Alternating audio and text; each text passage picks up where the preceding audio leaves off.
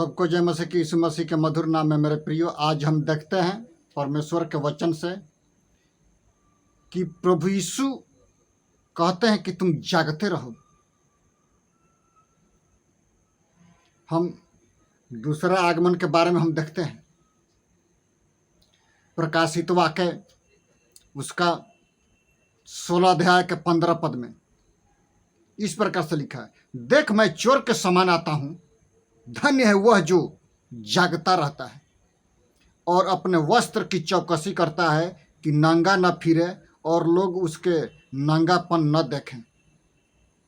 मेरे प्रियो, इसमें हम पढ़ते हैं दूसरा आगमन के बारे में। हम जिक्र करते हैं कि देख मैं चोर के समान आता हूं।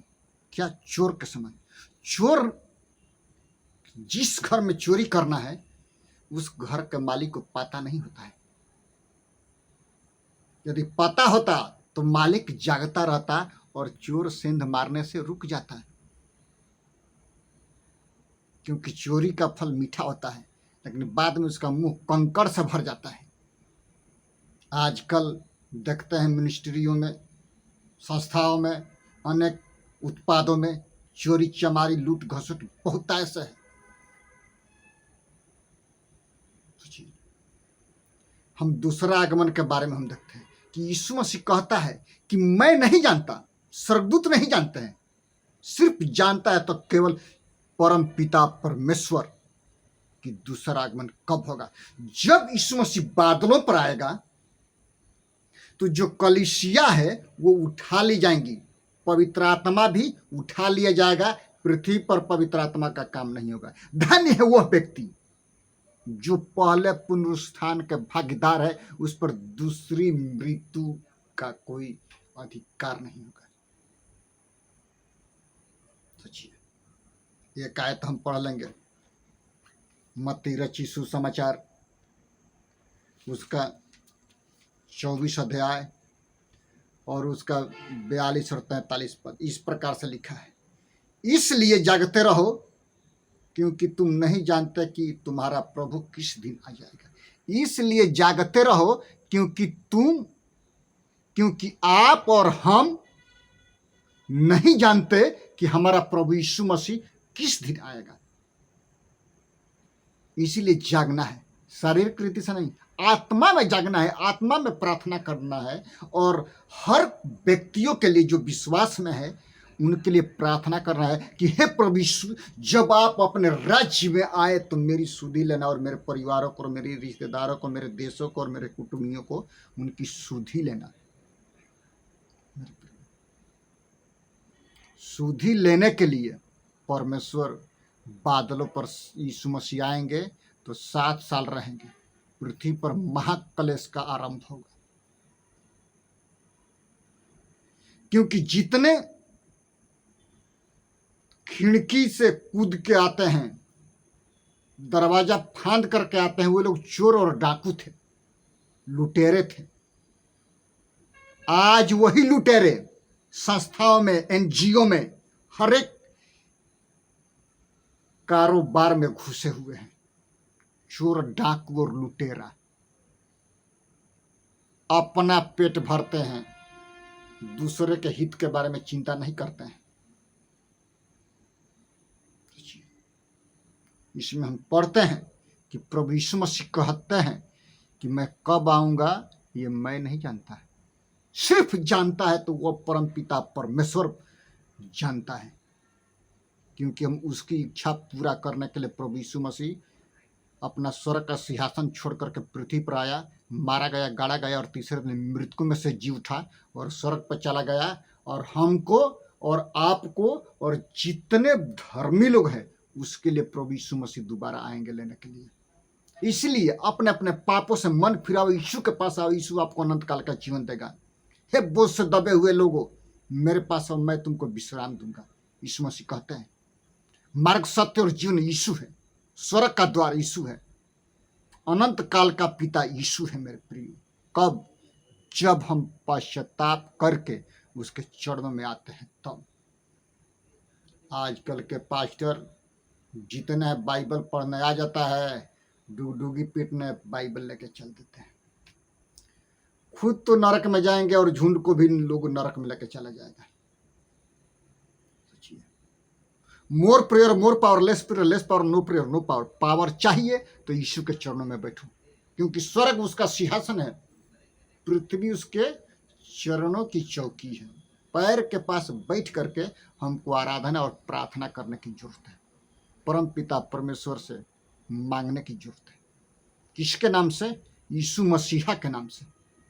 वो कहता है कि मेरे नाम से जो कुछ भी मांगोगे पिता तुमको देगा।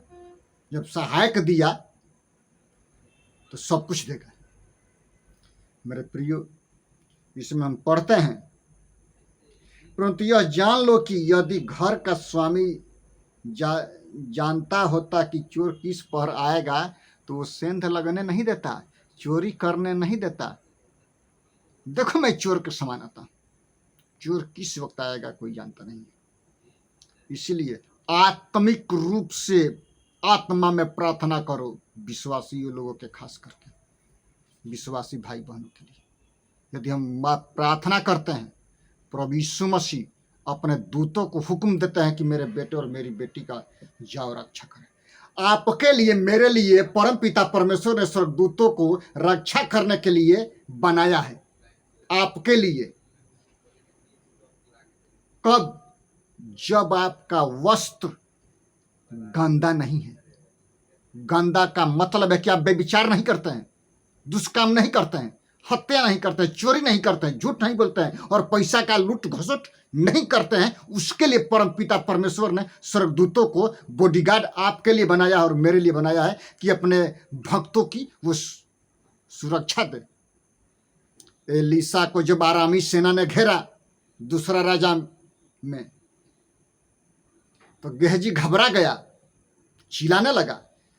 वो बोला कि हे परम पिता परमेश्वर, एलीसा परमेश्वर का दास कहता है कि इसकी आत्मिक आंखें खोल दे कि ये देख सके कि हमारी ओर जो है उससे बढ़ करके है। सोचिए, उससे बढ़ करके है। जब उसकी आत्मिक आंखें खुल गई तो देखता है कि अग्निमय रथ और उस पर स्वर्गदूत बैठे हुए हैं, नंगी तलवार लेकर के एलीसा के चारों तरफ घेरे हुए हैं। जब हम परमेश्वर के हाथ में होते हैं, शैतान का ताकत नहीं है कि छू दे। वचन कहता है कि दो मियां बीबी यदि पृथ्वी पर एक मन होकर के प्रार्थना कर दे, स्वर्ग का दरवाजा खुल जाता है मेरे प्रिय, और स्वर्गदूत आ जाता है प्रश्न का उत्तर लेकर के। कब? जब हम प्रार्थना करते हैं तब। आज भाग दौड़ की जिंदगी में टीवी के पास बैठ करके दूसरों का प्रार्थना सुनते हैं, दूसरों का प्रचार सुनते हैं, लेकिन जब हम खुद प्रार्थना करेंगे, प्रभु यीशु मसीह अपने वरदानों से भरते हैं, अपनी आत्मा का अभिषेक करते हैं। तब जाकर के हम पहले पुनरुत्थान का भागीदार होंगे। जिनके कान हो, आंख हो, मुंह हो, वो सुन ले कि आत्मा कलीसिया से क्या कहता है।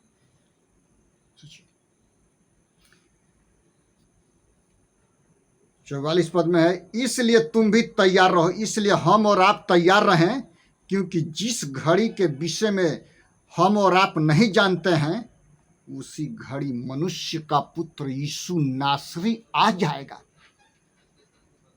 मत्ती 25 और 1 से 13 में हम पढ़ते हैं कि 10 कुंवारी, 5 मूर्ख और 5 समझदार हैं।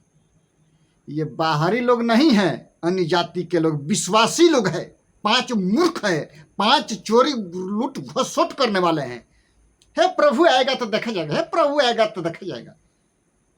उनकी मसाले बुझने लगी, प्रार्थनाएं खत्म थी, मरे हुए थे, जिंदा थे, मीट मछली खाते थे, लेकिन मरे हुए के हालात में यीशु ने कहा कि मुर्दा को मुर्दा गाड़ने दे, तू मेरे पीछे चल। वहां पर लाश भी है और मरे हुए भी लोग हैं जो आत्मा में मरे हुए थे। अंजीर के पेड़ के पास यीशु मसीह गया, हरा था पेड़, फल नहीं था। यदि जो पास्टर, जो विश्वासी, जो लोग प्रभु यीशु मसीह का प्रचार करके और फल नहीं लाते हैं, उनके लिए वो क्या कहता है कि ये काट दो और आग में झुक दो, नरक के कुंड में डाल दो, क्योंकि ये बाझ है। ये बंझा पेड़ को लोग काट करके आग में झुकता है, उसी तरह से आत्मिक बंझापन को भी परमेश्वर काट करके नरक के कुंड में डालेगा। यह श्रापित लोगों, तुम नरक के कुंड के भागीदार रखो। जो हे प्रभु कहते हैं मत्ती 7:21 में, उनमें से हर एक स्वर्ग के राज्य में नहीं जाएगा, जाएगा वो जो स्वर्ग के परमेश्वर की इच्छा के मुताबिक कार्य करता है। तो जो परमेश्वर की इच्छा के मुताबिक कार्य करता है वो बांझपन नहीं होगा, उसमें फल लगेगा और फल उसका पकेगा और वो कटनी काटेगा और स्वर्ग राज्य के भागीदार होगा। वो प्रचार करेगा, यीशु मसीह के बारे में बताएगा, अपने चरित्र के बारे में बताएगा और वो बहुत सारे विश्वासियों को खींच करके लेके आएगा। भेड़ पैदा करते हैं, पास्टर पैदा करता है, लेकिन आजकल के कलीसिया में लोग पास्टर पैदा नहीं करते हैं, क्योंकि उनके प्रॉफिट पर, बेनिफिट पर प्रॉब्लम हो जाएगा। वे लोग पहले पुनरुत्थान के भागीदार नहीं है और न दूसरे पुनरुत्थान के। सोचिए, वे लोग पैसा के लोभी हैं। ऐसा करने वालों भली भांति याद रखो कि मैं तुमको फाड़ूंगा और कोई बचाने वाला नहीं मिलेगा, परमेश्वर कहता है, भजनकार कहते हैं। इसीलिए अपने अपने पापों से मन फिराइए, यीशु के पास आइए, यीशु आपको अनंत काल का जीवन देगा। मेरे प्रिय, एक आयत हम पढ़ लेंगे, यूहन्ना ये मरकुस रची सुसमाचार उसका 13 अध्याय 33 से 37 पद में इस प्रकार से लिखा है, वह उन्हें इस प्रकार के बहुत से दृष्टांत दे देकर उनकी समझ के अनुसार वचन सुनाता था। कौन? यीशु। बीजों का दृष्टांत, बहुत सारा दृष्टांत दे दे करके स्वर्ग की बातें प्रभु यीशु मसीह दृष्टांतों में इसलिए कहता था कि मनुष्य याद रखे। किसानों का दृष्टांत किसान के लिए, भेड़ों का दृष्टांत भेड़ जो पालते हैं उनके लिए, बाग का दृष्टांत जो कोयरी हैं उनके लिए जो बागवानी करते हैं। क्या चीज का दृष्टांत प्रभु यीशु मसीह ने नहीं दिया? स्वर्ग की बातें दृष्टांत में इसलिए कहते थे कि लोगों के समझ आ जाए और उनका कान, आंख, मुंह और उनका हृदय खुल जाए और वो परमेश्वर के करीब आए। मेरे प्रिय, आज हम वैसा नहीं रखते, क्योंकि आज अपना पेट के बारे में बात करते हैं, दूसरों के हित के बारे में नहीं। हमारा फायदा होना चाहिए। हम बहुत से रिश्तेदारों को जानते हैं कि हमारा फायदा है, बस कोई जाने या ना जाने। लेकिन याद रखना, प्रभु यीशु मसीह जब अपना फायदा देखेगा तो तुम्हारा कायदा बिगड़ जाएगा, नरक के कुंड का हवा होगा। लाजर से और धनवान से और अब्राहम से, धनवान अब्राहम पिता से प्रार्थना करता है कि हे परम पिता परमेश्वर अब्राहम, लाजर को बोल बोर की अंगुली का सिरे पानी में डुबा करके मेरे जीभ को तृप्त करे। वो कहते हैं कि खाई है, कोई वापस नहीं आएगा ना कोई जाएगा, क्योंकि परमेश्वर का वचन कहता है, यूहन्ना रची सुसमाचार उसका 10 अध्याय के 9 पद में, कि द्वार मैं हूं, यदि कोई मेरे द्वारा भीतर प्रवेश करे तो उद्धार पाएगा, भीतर बाहर आया जाएगा और चारा पाएगा। यानी वो घमंड से भरेगा, उसको नरक के कुंड में डालेंगे। यह है अर्थ। सोचिए,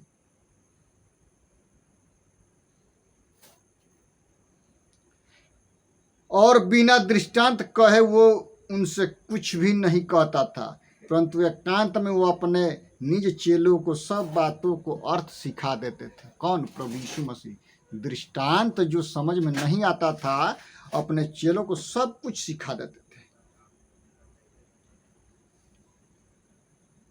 यीशु मसीह जब अपने चेलों को नदी पार भेजा और प्रार्थना करने लगा एकांत में रह करके, वे लोग नदी पार नहीं कर सके। जब प्रभु यीशु मसीह पानी पर चल रहा था, चिल्ला उठे कि भूत है, तो यीशु मसीह कहता कि मैं हूँ। पतरस कहता है कि हे प्रभु यीशु, यदि आप हैं तो हमको हुक्म दे कि मैं पानी पर चल के आऊँ, आपके पास आऊँ। यीशु मसीह कहता कि आ जाओ। जब तक आंख, एक बात याद रखना, गुण बात, कि आंख के द्वारा पाप होता है, मुंह के द्वारा पाप नहीं होता, हाथ से छूता नहीं कि पाप होगा।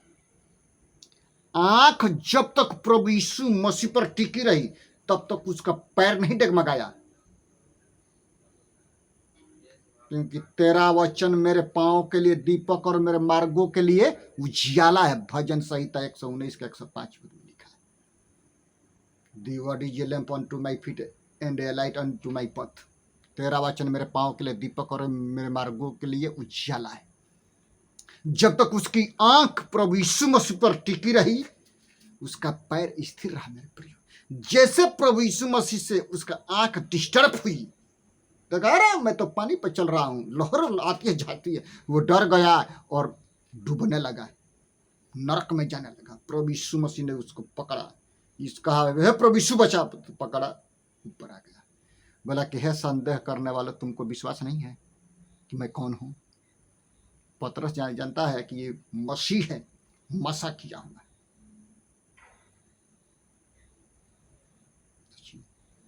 इसीलिए कहता है कि देख मैं चोर के समान आता हूं, जो कोई नहीं जानता है कि चोर कब आएगा।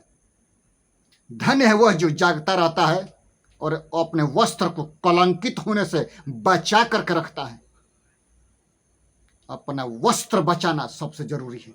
यूसुफ अपना वस्त्र बचाया, न कि वो नरक के कुंड में गया, क्योंकि वो देखा कि परमपिता परमेश्वर ने हमको ऊंचाई पर रखा है, तो फिर ये पाप मैं क्यों करूं? परमपिता परमेश्वर ने आपको जीवते परमेश्वर के लोगों को संभालने के लिए दिया है, न कि कुंड में जाने के लिए दिया है। परमपिता परमेश्वर की आत्मा जल के ऊपर मंडराती थी, न कि जल के नीचे। परमपिता परमेश्वर आपको और हमको विश्वासियों को संभालने के लिए दिया है, ना कि विश्वासी बनने के लिए दिया है। याद रखना, पसवानों, लीडरों, आपको लीडरशिप करने के लिए दिया है। अच्छा से करो, अपना वस्त्र, अपना चरित्र स्वच्छ रख करके। यीशु मसीह कहते हैं पहला पतरस पहला अध्याय के 15 पद में कि जैसा तुम्हारा बुलाने वाला प्रभु यीशु मसीह सारे चाल चलन में पवित्र है, वैसे ही तुम भी अपने सारे चाल चलन में पवित्र बनो। देखो मैं पवित्र हूं, तुम पवित्र बनो, क्योंकि मैं पवित्र हूं, तुम पवित्र बनो। पवित्र परमेश्वर पवित्र लोगों को, पवित्र कलीसिया को अपने पास बुलाएगा। मेरे प्रियो, वो और किसी को नहीं बुलाएगा। एक आयत हम पढ़ लेंगे, पहला कुरिन्थियों, दूसरा कुरिन्थियों 5:3 पद हम पढ़ लेंगे। 5:3 पद में इस प्रकार से है कि इसके पहनने से हम नंगे न पाए जाएं। हम कराहते हैं और बड़ी लालसा रखते हैं कि अपने स्वर्गीय घर को पहन लें। माने पुनरुत्थान और जीवन यीशु है। मार्ग, सत्य और जीवन यीशु है। जगत की ज्योति यीशु है। हम उसके शागिर्द हैं मेरे प्रिय, हम उसके चेले हैं, छूने हुए काम है, याजकों के समाज है, निज प्रजा है, निज संपत्ति है। क्यों? क्योंकि परम पिता परमेश्वर की आत्मा हमको अभिषेक किया सुसमाचार प्रचार करने के लिए। आपको अभिषेक किया सुसमाचार प्रचार करने के लिए, क्योंकि बपतिस्मा लेना और बपतिस्मा देना ये बाप का बपौटी नहीं है। परम पिता परमेश्वर ने इस वचन में कहा है कि विश्वास करने वालों में वो चिन्ह होंगे कि बीमारों पर हाथ रखेंगे, चंगाई पाएंगे, दुष्ट आत्माओं को यीशु के नाम से निकालेंगे। यदि प्राणनाशक वस्तु पी जाए तो उन पर कोई हानि नहीं होगी। सांपों को उठा लेंगे, कोई उनको कुछ करेगा नहीं, क्योंकि परमपिता परमेश्वर ने हमको और आपको इसीलिए अभिषेक किया कि हम बहुत से अंधों की आंखें खोलें। जितने लोग अंधकार में डूबे हुए थे, जबलून और नप्तालीन के लोग, उन पर अचानक परमेश्वर का सूर्य उदय हुआ और वो प्रकाशित हो गए और प्रकाश में चलने लगे। जब वो प्रकाश मेरे और आपके हृदय में जब प्रवेश करता है, हमारा जीवन स्वच्छ हो जाता है मेरे प्रियो। अपने अपने पापों से मन फिराइए, यीशु के पास आइए, यीशु आपको अनंत काल का जीवन देगा। एक आयत पढ़ करके हम समाप्त करेंगे। पहला थिस्सलुनीकियों 5 का 3 पद।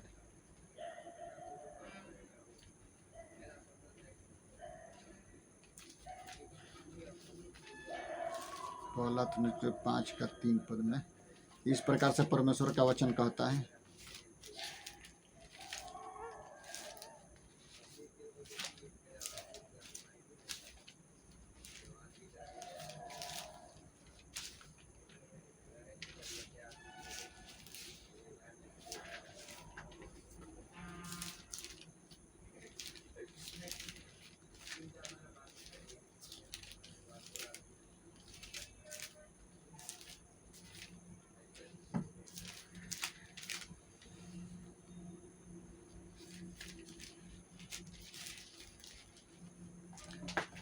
इस प्रकार से लिखा हुआ है उसमें,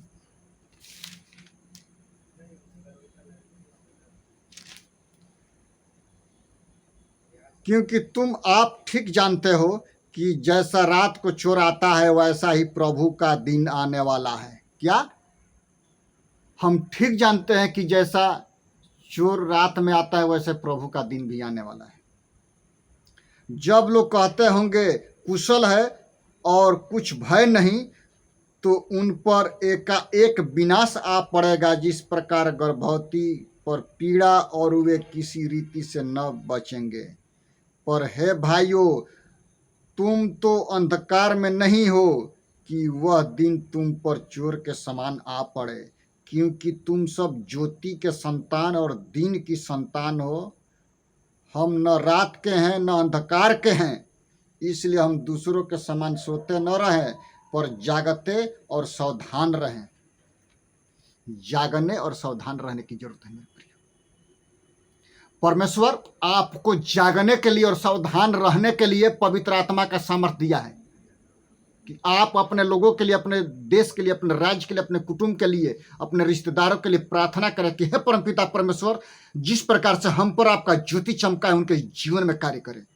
प्रभु यीशु कार्य करने वाले हैं। आज हम एक ही विषय के बारे में हम देखें कि देख मैं चोर के समान आता हूं, तू जागता रह, नहीं तो नरक के कुंड में जाएगा। प्रभु इन सारे वचनों से हमको और आपको आशीष करे मेरे प्रियो। जितने लोग बीमारी के हालात में हैं, अपने अपने बीमारी पर हाथ रखेंगे, नाम ले, और प्रभु यीशु मसीह उनको चंगाई करेगा।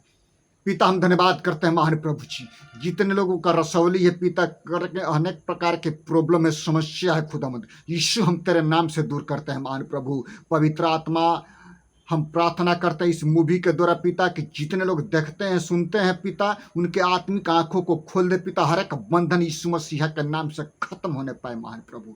धन्यवाद करते हैं खुदावंद, स्तुति करते हैं, प्रशंसा करते हैं, बड़ाई करते हैं महान प्रभु। आप आशीषों से परिपूर्ण कीजिए महान प्रभु। मैं अपने आप को, मैडम को, दोनों बच्चों को तेरे लहू में छिपाते हैं, फ्रांसिस भाई और पिता प्रभाकर भाई को तेरे लहू में छिपाते हैं, जो बाहर रह करके मिनिस्ट्री करते हैं पिता, भागदौड़ की जिंदगी में पिता, उनके पूरे परिवारों को तेरे लहू में छिपाते हैं पिता। डेविड फादर को आपके हाथों में देते हैं। जितने लोग सपोर्ट करते हैं महान प्रभु, उनके जीवन चरित्र में उनके पूरे परिवारों को आशीष कर पिता परमेश्वर। महान प्रभु जी, कोई दास जान करके दास का सपोर्ट करता है तो वह दास का प्रतिफल पाएगा महान प्रभु। नबी जान करके नबी का सपोर्ट करता है, नबी का प्रतिफल पाएगा पिता। हम धन्यवाद करते हैं महान प्रभु पूरे भारतवर्ष के शासन व्यवस्था के लिए। शासन व्यवस्था को बदलिए कि आपका राज्य आने पाए, और आपके विरोध में जितने लोग खड़े होते हैं पिता, उनके जीवन चरित्र में सुधार कीजिए, उनको अपना प्रकाश दीजिए, साउल की तरह कि वो पौलुस बन जाए महान प्रभु। धन्यवाद करते हैं खुदा यीशु के नाम से, आमीन। यीशु मसीह का अनुग्रह, परमेश्वर पिता का प्रेम और पवित्र आत्मा की सहभागिता और संगति पिता अब से लेकर के आने वाले दिनों तक होती रहे, आमीन। सबको जय मसीह की मेरे प्रिय यीशु मसीह के मधुर नाम में। प्रभु यीशु आपको आशीष करे, आपके बच्चों को, आपके संतान को।